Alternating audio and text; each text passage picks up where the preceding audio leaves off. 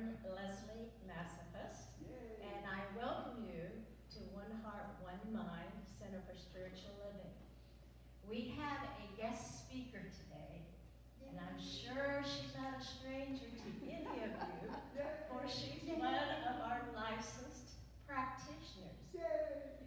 She's been in this teaching a long time. Not only is she a practitioner, she is an Emerson-trained minister. Which takes a lot of work.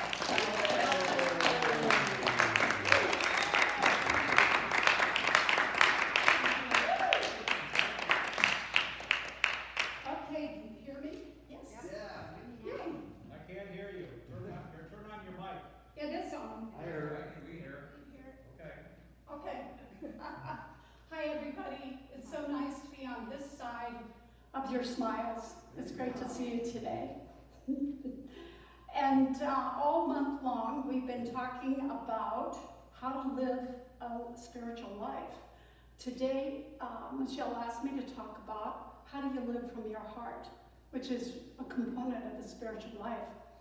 And I'm just happy to do that, happy to be here today. So what I want to talk to you about is your heart. What is it? Physically, metaphysically, and I want to talk to you about how different types of tools that you can use to open your heart, to allow your heart to be more effective in this life. So to start off, and I'm going to tell you a secret at the end. So just remind me to tell you this secret at the end. So how do you live from your heart? First, I think you understand your heart. Your heart is the first organ that is created by the fetus. The brain is not created until 5 weeks later.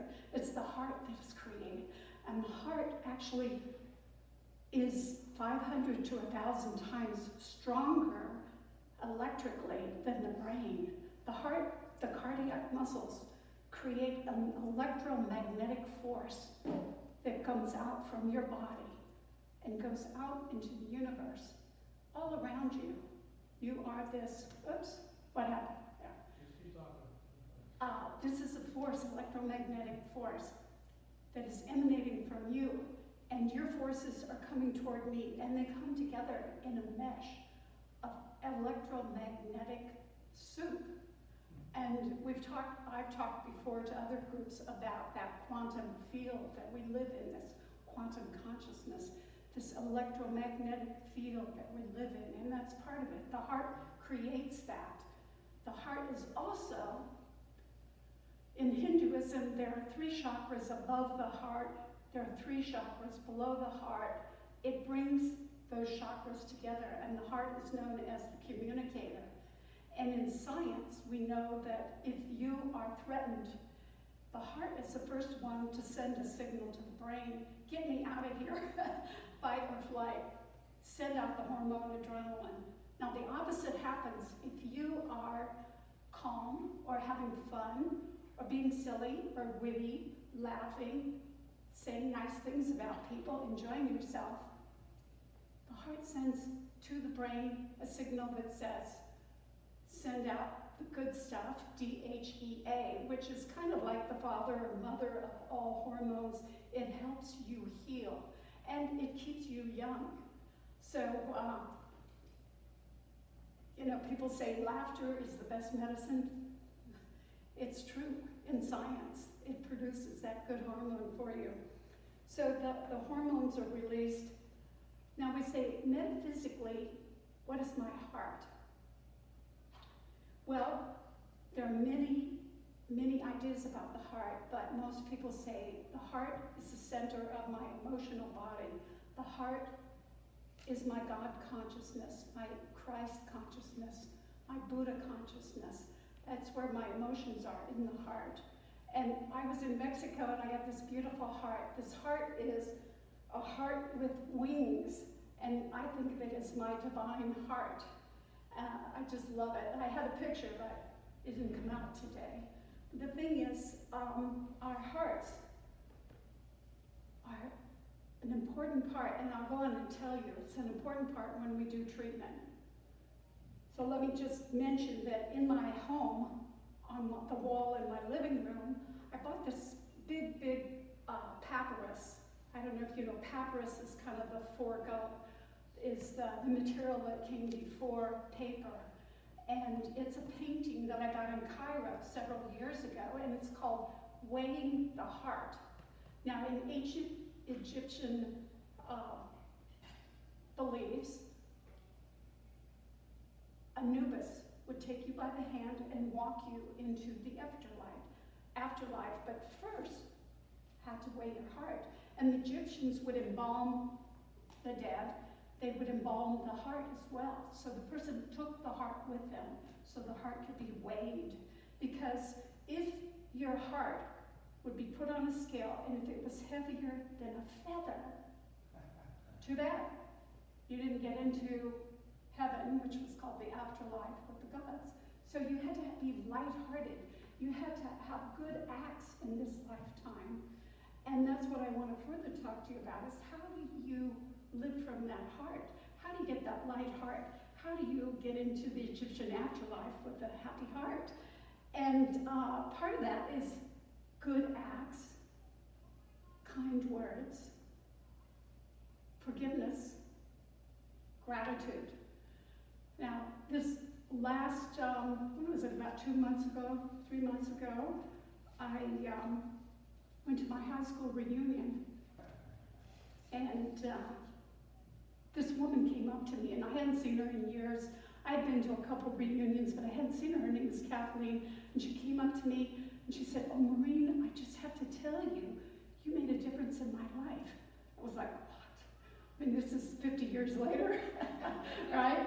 And she said, yeah, do you remember you came, you played your guitar during French class, and I got to sing a French song because I was trying to get, a good grade. And she said, the teacher was not so nice to me, but you supported me.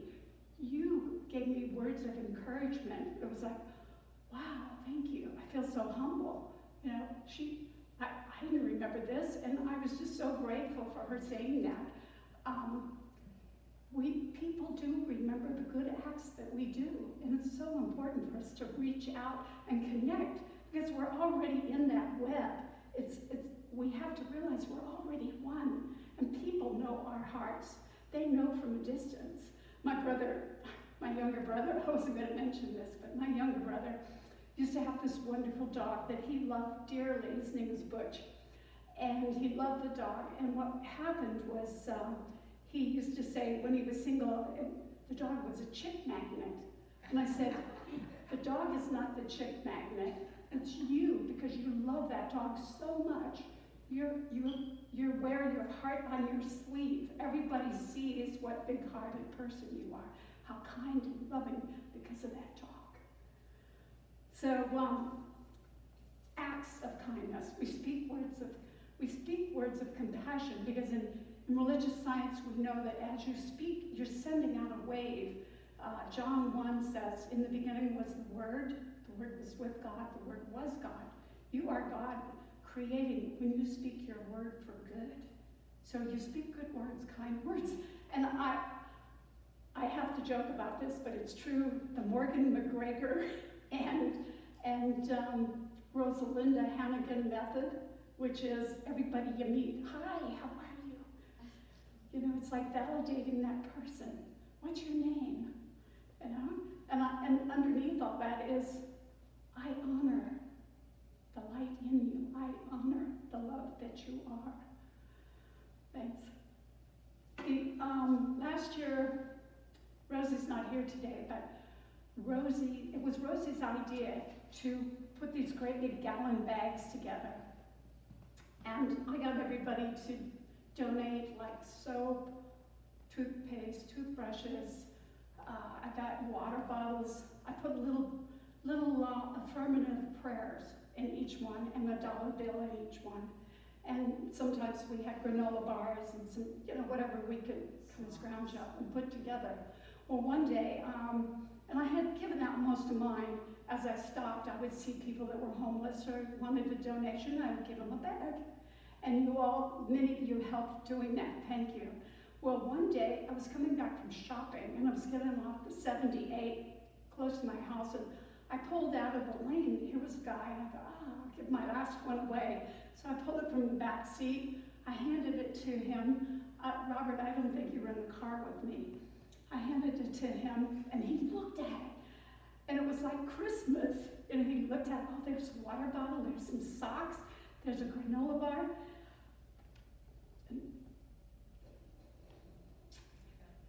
And then he started to cry. And I started to cry. And I felt very humble. I felt like, you know, I'm a tool for the divine heart. And I've never seen anybody be so grateful, you know, for some very small items. Thank you, God. Sorry. So,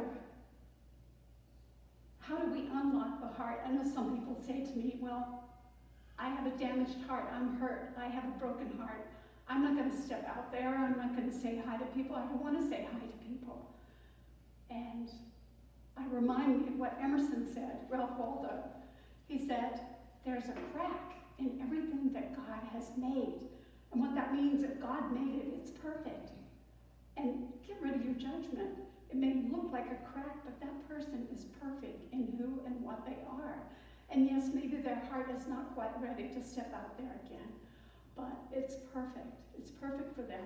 And the two tools, and we're going to talk a little bit today in our workshop afterwards, our free workshop when we talk about creative aging is forgiveness. Forgiveness. Because as we forgive, we release the poison of judgment. And if we can forgive others around us and ourselves, forgive yourself, your heart will open. And the fourth item, in addition to saying your word, which is positive affirmations, and in addition to little acts of kindness like paying it forward, maybe somebody doesn't have enough money at the store, or you're at Starbucks and they're coming up a little short. So we have acts and words, and we have forgiving ourselves. Now we have gratitude. Now Michelle's going to talk about gratitude next week because of Thanksgiving, but gratitude is the great attitude. And gratitude gets you out of your ego and into your heart. That's what happens to it. It leaves here and comes here. So gratitude, grateful for people around you. And part of what I see Morgan and I see Rosalinda doing is constantly saying thank you to everybody they meet. Now, when was the last time somebody said thank you to you? Did somebody say thank you this morning? Yesterday? Somebody at work? Somebody off the street? Did you say thank you to someone? Because sometimes you have to prime the pump. It's a flow. It's that law of circulation. Thank you. And it comes back to you. So you put it out there. It comes right back to you. So that's the fourth tool that I like to use. And I wanted to read to you, one of my favorite playwrights is a fellow named Oscar Wilde. And he was very witty. He wrote a play called The Importance of Being Earnest, which was made into a movie with Reese Witherspoon and some other people. It's very witty if you can see it. He also wrote a serious book called Dorian Gray about a man who doesn't age. His picture ages because he had a deal with the devil. But Oscar Wilde spent too much money, got in trouble with the law. In the 1800s, when you ran out of money, they put you in jail. So he really suffered in jail, but he was coming out of, he was shackled and between two police officers going to the bankruptcy court.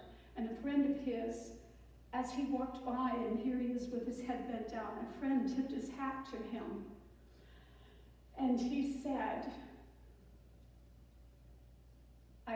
he says of this instance, he said, I stored in the treasure house of my heart the memory of that little lovely, silent act of love, which has unsealed me all the wells of pity and brought me out of the bitterness of lonely exile into harmony with the great heart of the world. So just a small act can make a big difference. So in closing, I want you to take this challenge. Now, I haven't told you the secret yet, but I want you to take the challenge to walk out there this week and open up your heart and be one with people, knowing you're already one with them. Your heart is way in front of you. It's out there beating and putting up this electromagnetic field that you're all part of it. So the secret. The secret is when you do treatment, how many practitioners are in the room? All right. See those people. If you got a problem with the heart being blocked, or you want a different reality for yourself, go to them. They teach the 5 steps of spiritual mind treatment. And what they don't always tell you, there's a special sauce that you put on the treatment, and that is called feeling. So feeling plus the treatment in mind and the speaking the word creates the manifestation very quickly. It's like on steroids. So what does it feel like to be, you say, well, I want more prosperity in my life. What does that feel like? What does that feel like right here? Oh, no more bills. Everything's paid up. I feel light. My heart is lighter. I feel great. That's all about the lightening of the heart, is to lighten the heart. We use that emotion. Like, how about physically? I want to be healed and whole. What does it feel like? Oh, I feel energetic. I feel filled with energy and love and excitement. Got it. So it's the feeling. So I want to do what Reverend Michelle does. She likes to end it with a prayer. So I'd love to have you all join me in consciousness. Sitting, just relax, and we're going to take our hands. We're going to breathe. Raise our hands up and bring them down to our heart. Join me in consciousness right here, right now, knowing there is only one spirit in this room, one spirit on this planet, one heart, God's heart, right here, beating, filling us with love and life and light. We are an expression of the divine. We are so blessed by this divine oneness. So all powerful, all knowing, everywhere present, unlimited source, unlimited love. So I speak these words for everyone when I say, I am one with it. There's never been any separation and never will be. I am healed and whole and healthy. My heart is strong. And I take the Windex and I clean off the windows to my heart, and I unlock the doors and I open them, and I allow in the light of others, and I allow my light to shine. Not under a bushel, no. My light shines for all to see. I am so grateful. I move forward today from my heart. Thank you, God, for this opportunity. Thank you, God, for your love. Thank you for this life. So I release these words. I know they are acted upon as I have spoken them. I release, I let go. I know it's so, and together we say, so it is.